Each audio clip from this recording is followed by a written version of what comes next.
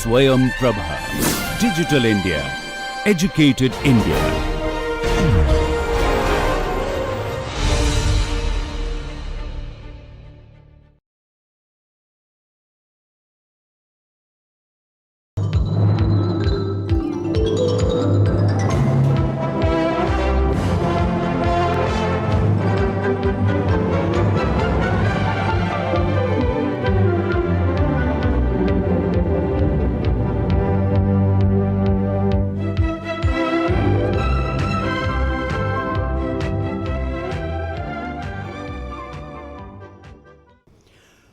I am going to build upon what we did in the last session to show its application through some case studies, and then we will go on to talking of management by objectives.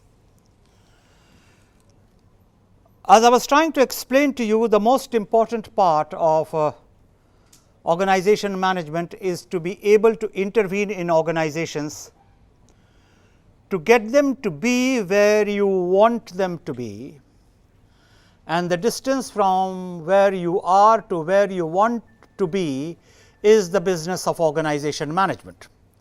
And so, we looked at n number of tools through which this can be enabled, and these tools would mean essentially intervening at the individual level, intervening at the interpersonal level, intervening at the group level, and we saw the mechanics of it. But ultimately, as I was explaining to you, once you have intervened and caused a change in the equilibrium of forces, then you help the forces to settle down, and that is called the process of stabilization of change. And then the cycle begins all over again, and you go back to its analysis. So, whenever you talk of an organization wide intervention, it is a large scale change effort that increases the effectiveness of an entire organizational system. And this is an eternal quest, because no matter how good you are, most rational people and most people who can think straight want to keep on improving themselves. Of course, if you have achieved nirvana, it is not meant for you. Nothing that I say is meant for the genius, it is all beamed at the normal mortal. And whatever I say is meant for the species which believes in improving itself. If you think you have achieved perfection, obviously you do not need anything of what is being said here. So, the quest for improvement is the search for effectiveness, and that is what this statement is all about. Organization wide intervention deals with issues of communication, job satisfaction, leadership, and we discussed all that in the last session. I want to take up the case study of Granite Rock Company. Normally, when a case study is undertaken, it is customary to distribute it and let people read it, but letting people read and come back with solutions when they are half baked is not the correct way of undertaking case studies.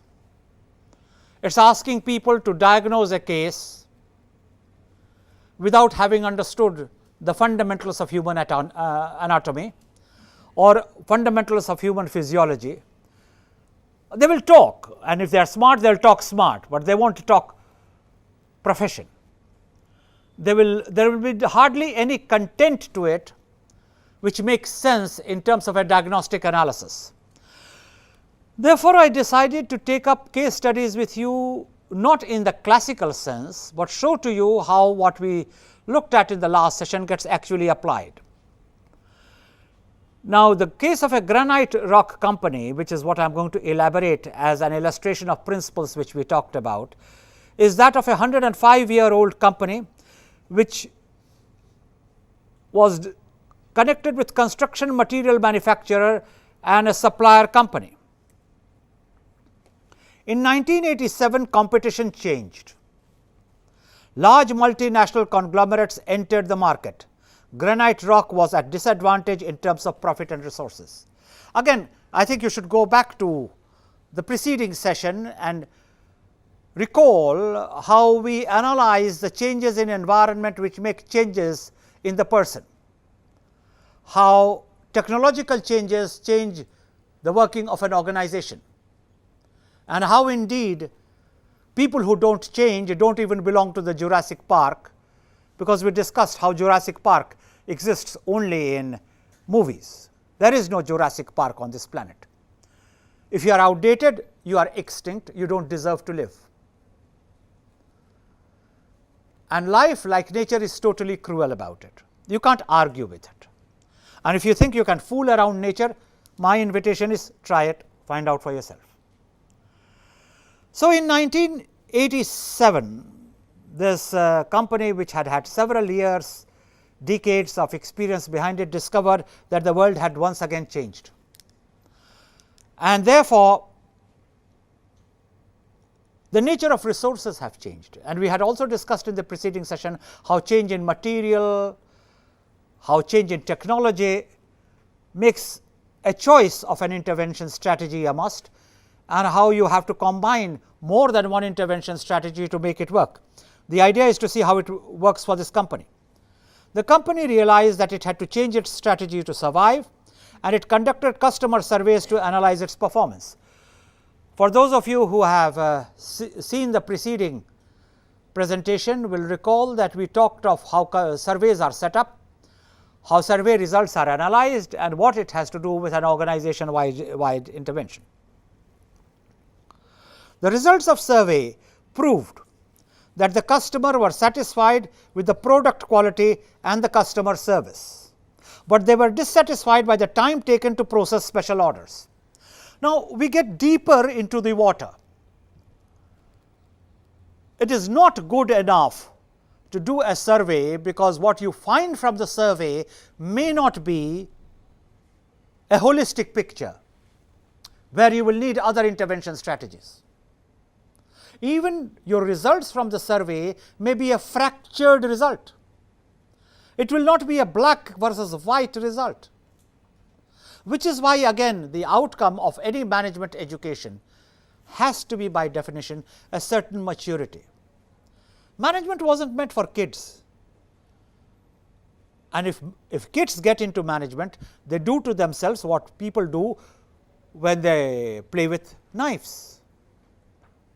Sooner or later it will cause a gash. You may get away with it for a while, but as I said, the chicken do come home to roost. Now, what do you do in a case where certain aspects of the survey shows that the quality is all right, but the time for special orders does not work? You do not go back and argue with the customers, because recall what I was trying to tell you, each customer votes with his rupee. People do not want to deal with you if you can't deliver it on time. You may have the best of reasons. Who is interested in your reasons?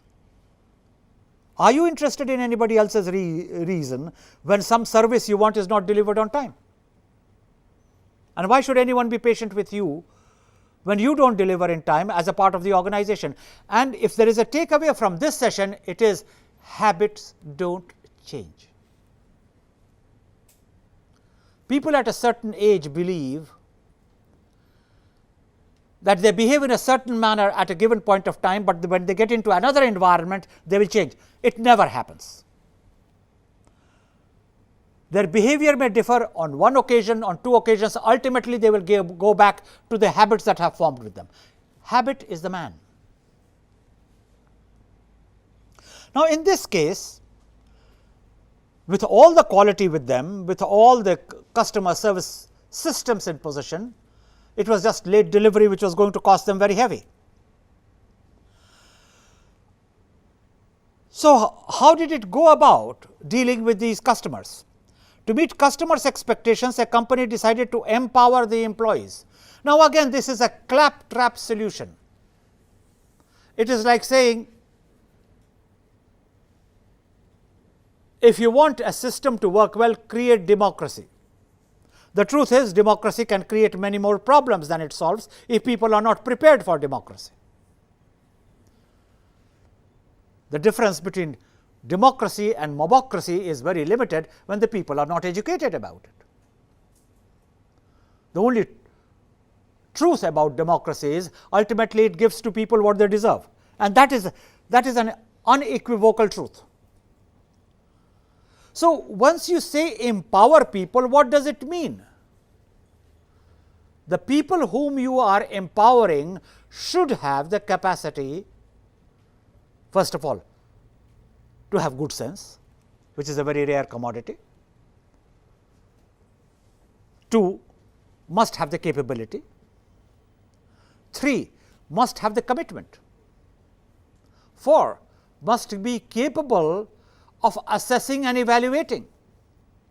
That is where transactional analysis comes in, which is why a lot of people who do well in single domain professions like engineering, law, medicine do not do well in management, because management is an integrative discipline. It requires by definition the ability to put together diverse components.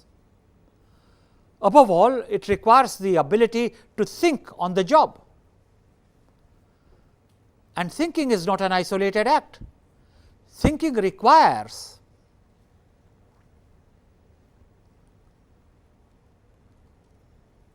an inherent competence to observe, to assess, to structure, to interpret.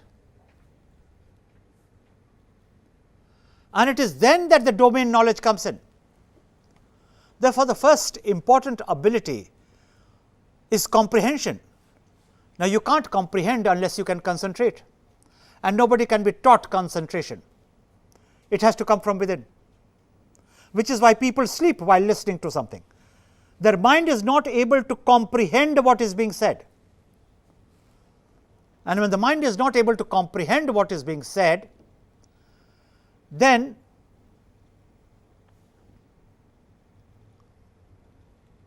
the ability to register what is being said goes down. And yet, if you are compelled to be there, your faculties start losing their energy, and therefore, sleep occurs. Management is therefore both an art and a science, something which we have repeatedly come back to. It is a science to the extent that there is some use of data, but it is an art because it belongs only to those who can enjoy it. People come to management for all sorts of wrong reasons, and which is why several of them never progress anywhere beyond being senior managers or deputy general managers even till the time of retirement. You look at the profile of people who retire, and you will find that 3/4 of the population retires at the rank of a DGM or a general manager. Why does this happen? If the same person had gone into engineering or any other single profession, even if he had become a merchant navy personnel, or if he had set up his own business, or he had joined the army, he would have done brilliantly. But people join management out of a herd mentality. That is where you are expected to do well. Now, unfortunately, capabilities do not grow like onions. So, there is a lack of fit between what you are and what the job is about, and that causes disaster.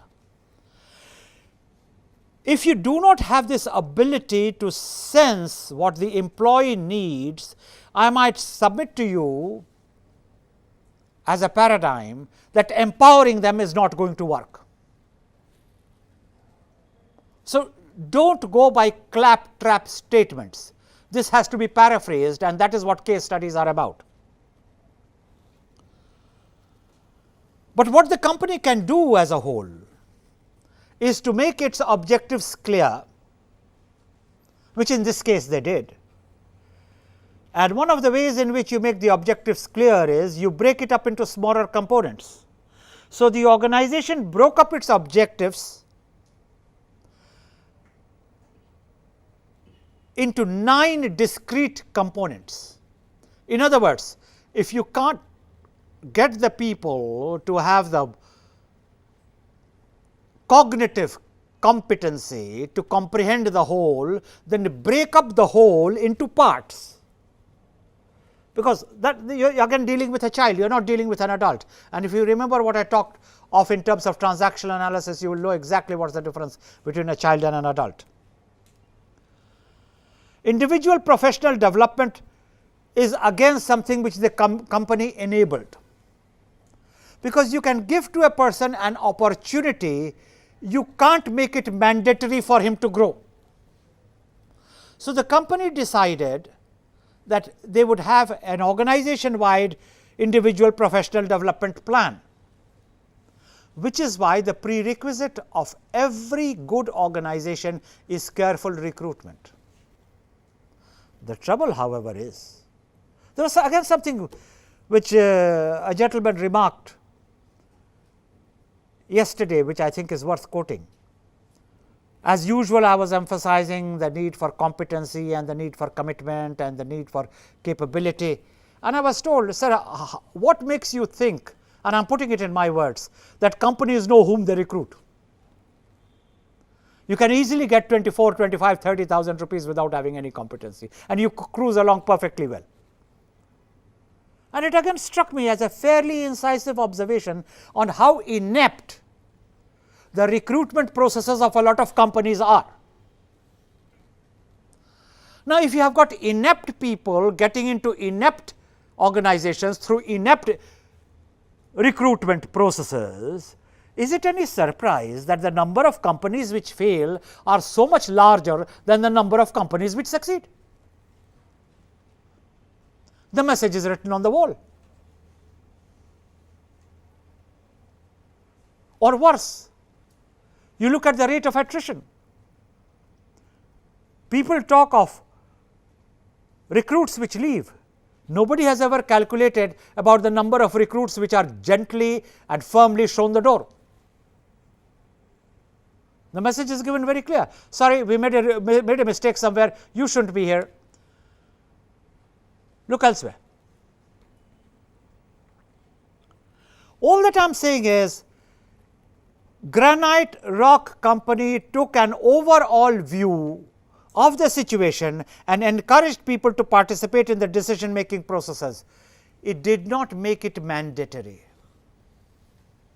So, the important word here is encouraged.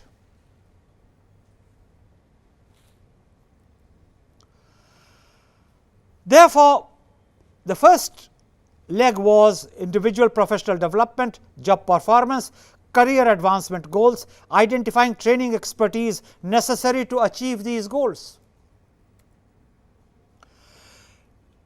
The final IPDP list included development objectives of employees, actions which are to be taken, and measurement strategies. I would like to emphasize the word measurement. Any enhancement of capability has to be measured, and there are instruments which help you to do it. There are instruments which even help you to measure your competency at ideation. They are not perfect instruments, you do not get 100% reliable results, but it is a fairly good approximation.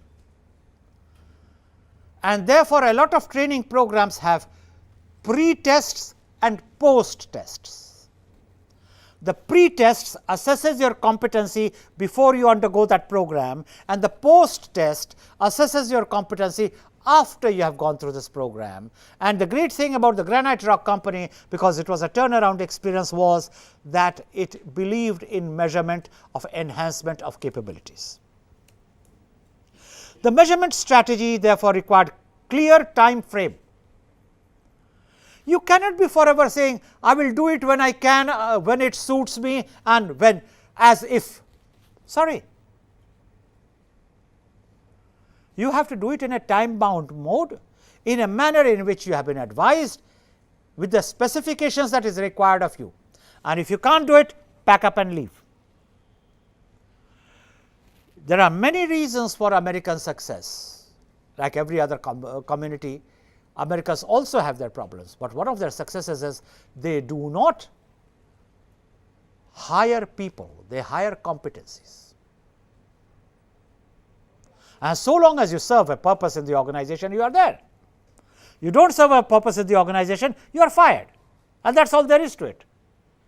None of this business is poor fellow, he will die, he has nothing to do, where will he go? Send him to a Goshala.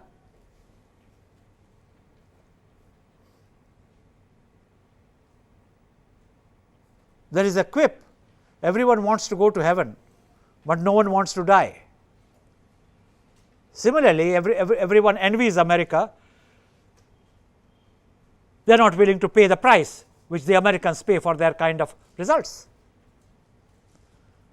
And it is not for nothing that in a unipolar world, the nature of the world economy is decided by the kind of economic fortunes which the American nation goes through. I am merely trying to link up economic fortunes with productivity indices and measurements of performance. It is not that America is the only place where it happens, but you do not run organizations like Goshalas.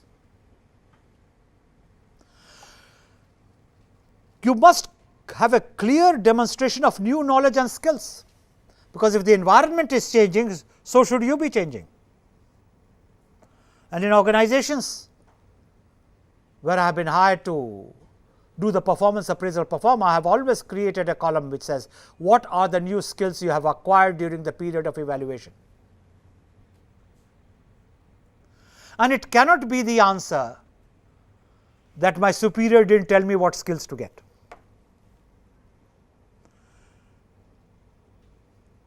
Your superior is a reporting authority. And there was a time when people believed that developing subordinates was a major managerial responsibility.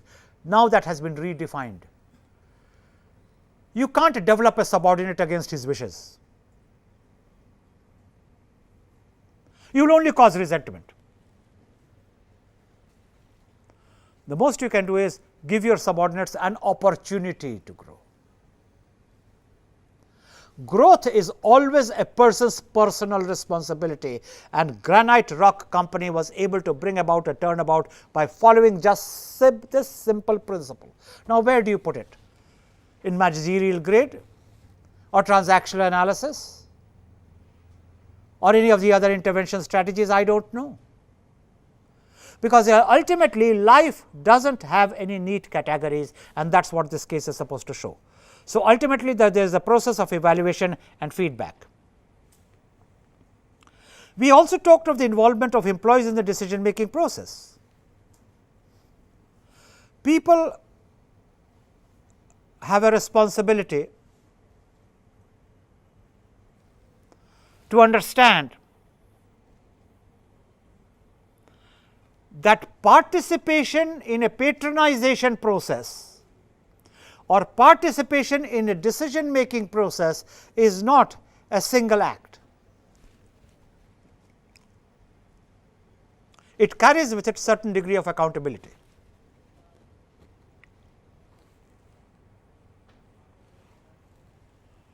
In other words, are you responsible enough to be given that opportunity is a very important question. Please mark my words. Are you responsible enough to be given that opportunity? And we are now not referring to capability, because enough has been said on that. Not only did they pay emphasis on the human aspect, but plant expansion was undertaken. Now, this is a fairly unusual solution. In time of distress, you decide to expand.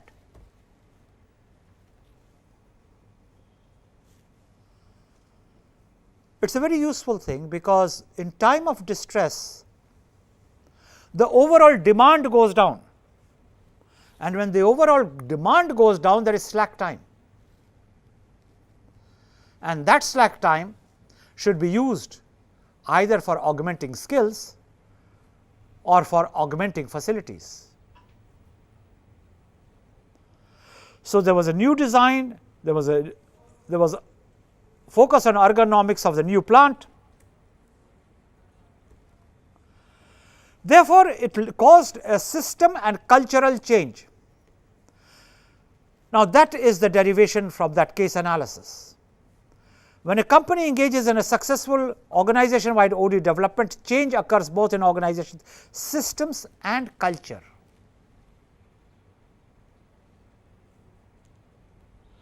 And we have spent enough time discussing both systems and culture earlier on, not to make it a repeat experience here. Organizations develop new strategies for utilization of resources more efficiently, particularly the human resources. 10 years later, what happened? The market share increased by 88%. Customer satisfaction increased twice the industry standards.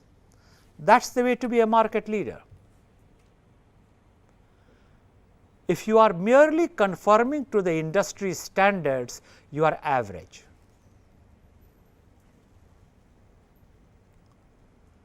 And to be successful, you have to be more than average. This is something which is not understood about the business of standards. Everyone talks of standards, but it is my case that standards themselves create mediocrity. You have to excel the standards to get business. Reaching standards alone will merely help you to keep afloat, if at all that, and that is a different take on standards. How do you nurture a system? Through continuous survey feedback method. There is the customer satisfaction index, there is the employee satisfaction index. In fact, there are indices available on just about anything you would like to measure. I remember having spent some time in developing an index to assess employees' maturity index.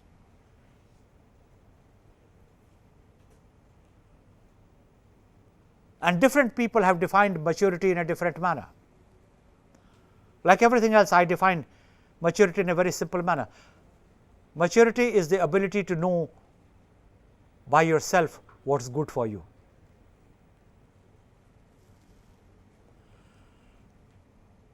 And if you are the one who gets carried away, or you are the one who is slothful, or you are the one who does not even know the consequences of what you are doing, then of course, you deserve what will come your way. Then there is the system for management, there is the grid management development system, there is the TQM. I am not going to discuss TQM because this has already been discussed. I am not going to discuss grid management development because this has already been discussed, but I shall be taking up another case and I shall be referring to these other components, including Renesas-Likert system, to the extent that they take the discussion forward. Survey feedback system has been discussed, therefore, we shall now move on to the system for management. The contribution of this is remitted to Renesas-Likert. In fact, there is what is called the Renesas-Likert scale, the Likert scale. They found that managers who are concerned primarily with schedules, close supervision and production goals are less effective than managers who use a more participative style as they develop healthy relationship with employees while pursuing organizational goals. Now, Renesas-Likert did his research a long time ago. The management knowledge which has then surfaced has established a very simple principle, and the principle is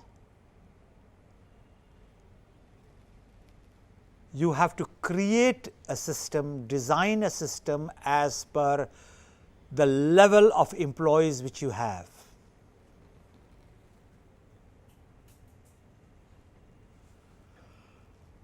Participative style does not work everywhere.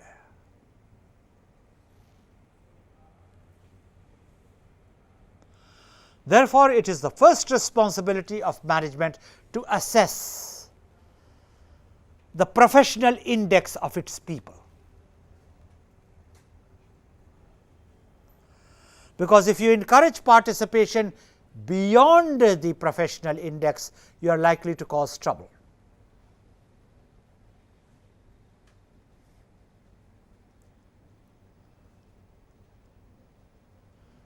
After the common games were held, reports came that people in responsible positions were seen picking up flower pots and keeping them in the dicky of their car. Does that need a comment? Obviously, the person is worth some lakhs, otherwise he won't have a car. And what is he stealing? 200 rupees worth of flower pot, if even that. What does he show? His class. Now, for a community of this order, I refuse to buy the slogan, encourage participation, you will get better results. One of the problems of management decision making is, it is full of claptrap slogans.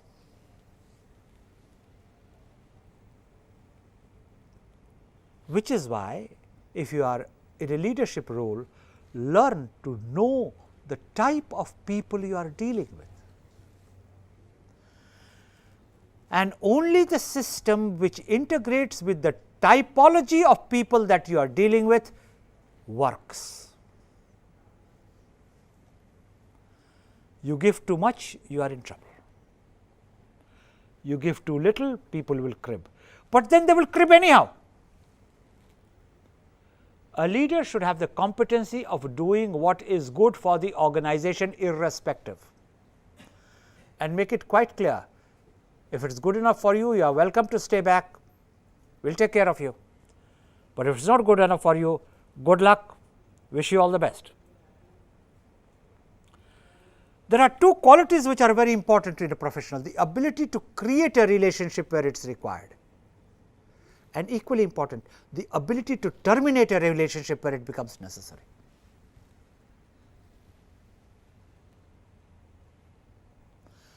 Anyone who has crossed 15, 16,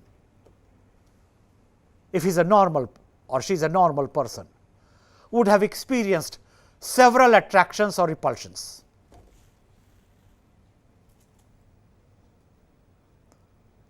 And as you go through life, you are attracted towards people who reject you. You reject people who you really should have appreciated, because they are the ones who really had your good in their heart. And by the time you want to go back to them, the relationship is over. They won't accept you back. But at the end of the day, because there is a heartbreak, nobody stops falling in love the next time. Because there is always this lurking hope, it will be better luck next time. That better luck never comes. It only varies from 2 minutes to 2 hours to 2 days to 2 weeks to 2 months to 2 years, sometimes 20 years. But it is like mirror, it does break. Which is why you celebrate the few mythical stories of eternal love. You won't celebrate what you were experiencing, would you? Remember, fantasy is a very important quality to stay alive. If you didn't fantasize, life can be brutal. If you didn't believe in your mythical powers, you see, I can give a very simple example. Everyone lies. Why do you lie? And as I have explained earlier, you lie because you think you are smarter than the next man. Now, by what law of averages can a group of 100 have a person who is smarter than everyone else? Yet everyone will lie. I am explaining this by way of a repetition to underscore a very simple principle. Fantasy is a very important ingredient of human life. People fantasize all the time, especially about their powers. Look at me, the great me. Wow! You don't know whether to read a book from front to back or back to front. You get a Urdu book, you open the front page. You get a Hindi book, start reading it from the back, because you don't know the difference between Hindi and Urdu. But you are quite determined, you are the smartest of them all. When you are dealing with that kind of a crowd, a leader must have the ability to design a system which meets the mental level of the crowd you are dealing with. Renesas Leichhardt committed the error, notwithstanding his contributions, and I will be sharing his contributions to you shortly, of again wanting to talk pretty. You know, there is something wonderful of talking about, participative style, empowerment, divesting of responsibility. The latest phrase is bottom of the pyramid. Now, they are all looking at the bottom of the pyramid. When I went to Cairo, I went next to a pyramid. So, my guide said, sir, what is it that I want? I tried to put my hands between it. He said, sir, what is it that you want? I said, I want to look at the bottom of the pyramid. So, he laughed and he laughed and he laughed. He said, you can't raise it. I said, all the management gurus are now wanting to look at the bottom of the pyramid. So, he said, oh, you are a management man, are you? And he looked at me with the sort of contempt which only management people can evoke. There are institutions where they don't give membership to a person who comes from the field of management. You are an artist, you are welcome. You are a dancer, you are welcome. You are a singer, you are a welcome. You are a writer, you are a welcome.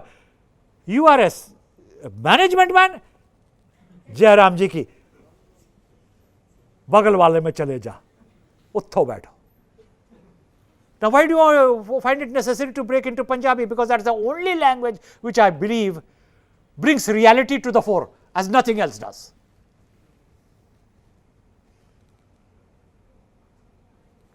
Bah, go there, not here. This is meant for normal human beings. You are a management man. Therefore, if you compare the fate of management in 2010 post period to fate of management, it was as it was in 1990, there is a whole world of difference. Today, if you survey management schools, you will find any number of seats which have not been filled, because people have realized that getting a management degree is not a substitute for competency. And all professions have their crests and troughs. All that I am trying to say is, if you want to be a true management man, and management is a noble discipline, learn to formulate things realistically and not in a fantasy mode. It does not work. However, to get back to Renesas Leichhardt, here is his typology of managerial styles. He talked of operating characteristics, exploitative or authoritative characteristics, benevolent authoritative characteristics, consultative style, and the participative style. In other words, suppose you were to reduce what Renesas Leichhardt said to 5 styles. Operating characteristics are listed here, the styles are listed here, and then in each case you have got the various permutations and combinations. For example, for operating characteristics, if you want to look at motivation, how does a person who is exploitative and authoritative function? He will use fears, threats, punishment, occasional rewards. That is how he will want to motivate. If he is benevolent and authoritative, how will he motivate? Through rewards, some actual or potential punishment.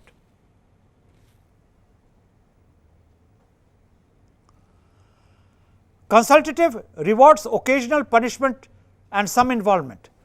How does a participative style work where motivations are concerned? Economic rewards on the system developed through participation. Now, if you look at the dimension of information flow, an exploitative authoritative person believes in information flow downwards. A benevolent and authoritative person also believes in downwards, but not always, mostly. A consultative person believes in information flow both down and up. And a participative person believes in information flow down, up and horizontal. Decision making. So, this chart is so self-evident. After having helped you to see how to read it, I want to leave this on the screen for a while so that you can read it and understand it to yourself, because it's such a waste of time first to show a thing, then to read it out again, then to read it as if you are trying to explain it, as if you are talking to a bunch of people who can't understand. Maybe that's true, but at least you don't tell your audience you don't understand.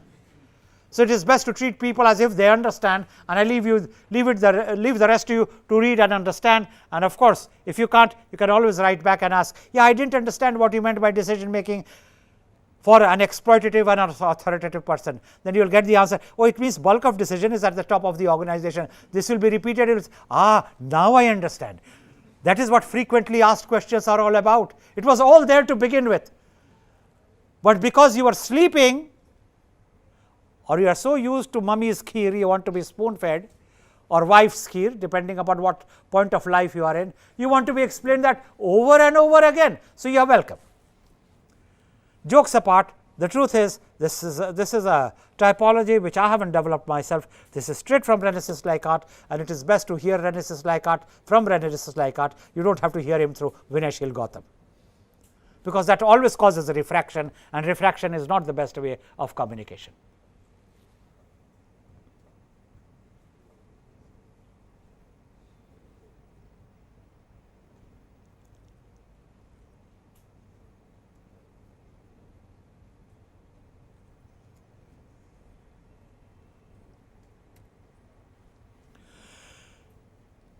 So, from the chart, the question arises how the system 4 management is adopted. In the beginning, the organization's current management style is assessed using a survey instrument called the Profile of Organizational Characteristics. During the second phase, organizational members receive feedback on the survey results and begin action planning activities. Some examples of system 4 management implementation. Again, if you recall the preceding session, for each intervention strategy, I was at pains to explain to you the application. Go back to it, you will be able to comprehend what is being explained here in terms of application and implementation of system 4. Harwood Weldon Incorporated, a manufacturer of sleepwear. 2 General Motors plant at Doraville and Lakewood.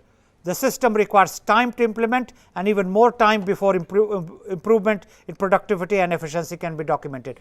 In other words, no intervention can undo the natural process. You can speed it up a little bit, but what time it takes, it will take. Best understood by another expression which I am very happy to use to explain a point. You can't run faster than the train you are on. Applies to principle. You can't get a people to perform better than they are capable of. You can't motivate a person who is basically demotivated. So, the same thing applies to the system 4 management implementation. Things take their time. In fact, best interventions work on together with the time, they work with the system, they don't try to beat the system.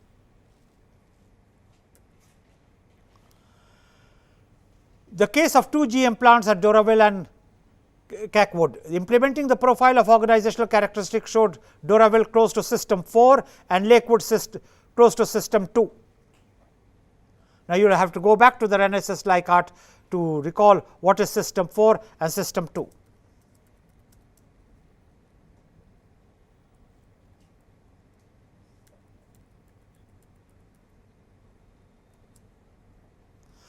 GM decided to move Shorter's manager at Doraville to Lakewood to implement System 4. In other words, he took a conscious decision that he was going to move it from exploitative authoritative to participative. The reverse could have been taken just as well. I am going to move back from participative to exploitative authoritative, or I am going to move from participative to consultative. In this case, he decided to move from exploitative to participative.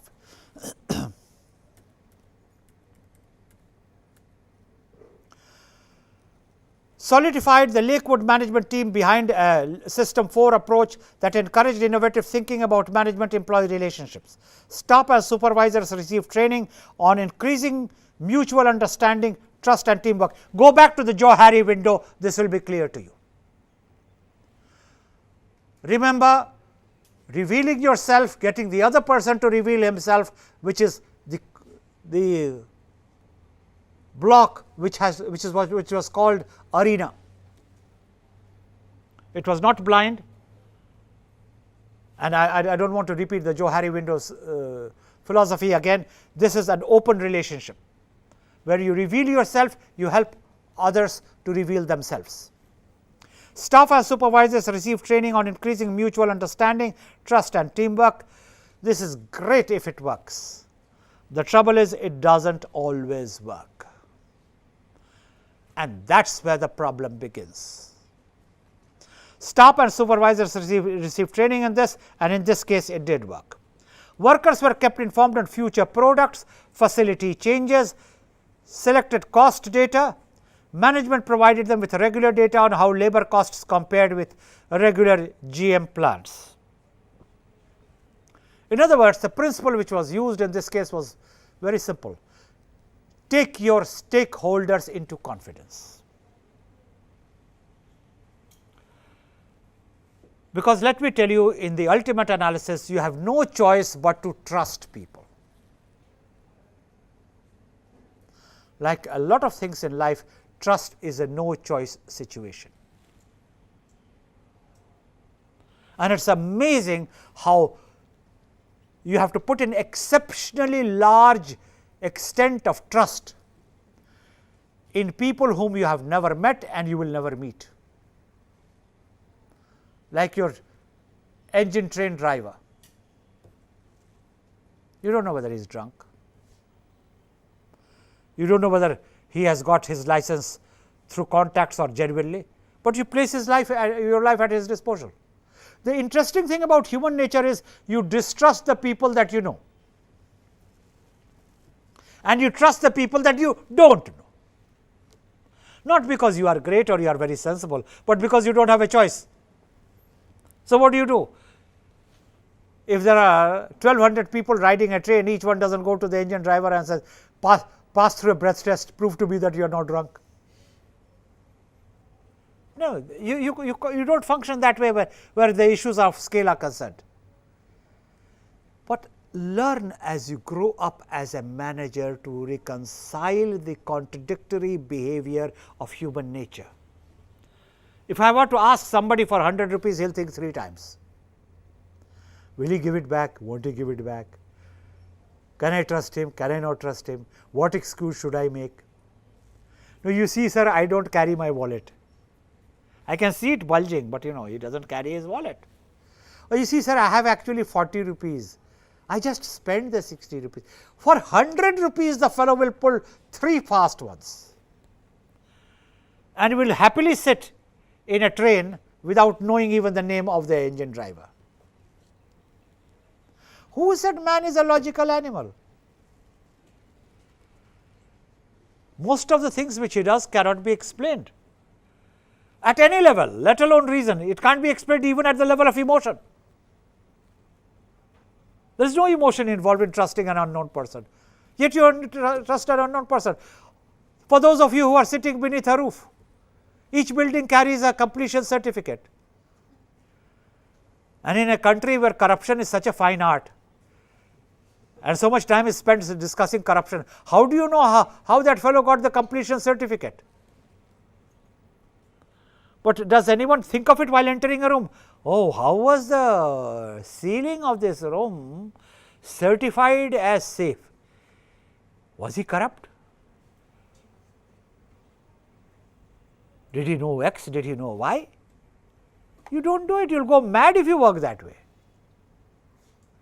And yet, you will have all sorts of anxieties about your brother, your father, your wife. Who is she going around with? Who is my husband going around? Baba, if they are going around, you won't be able to prevent it. But never mind, you will drive yourself bonkers. What am I saying? The world belongs to the people who are well formed. You can't help people get over their anxieties which they want to nurse. And everyone pretends to be well formed. The truth is, everyone has a deep psychological problem. The most normal thing is abnormality of everyone.